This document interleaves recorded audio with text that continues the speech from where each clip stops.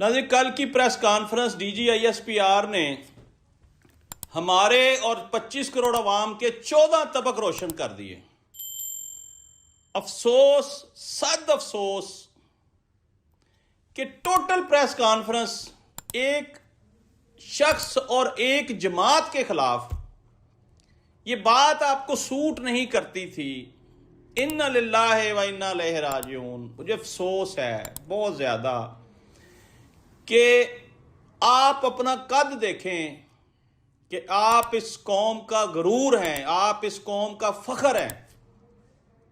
آپ کی وجہ سے ہم سکون سے سوتے ہیں، آپ ہماری سرحدوں کے محافظ ہیں، ہمارے دل آپ کے ساتھ دھڑکتے ہیں، 25 کروڑ عوام آپ سے محبت کرتی ہے۔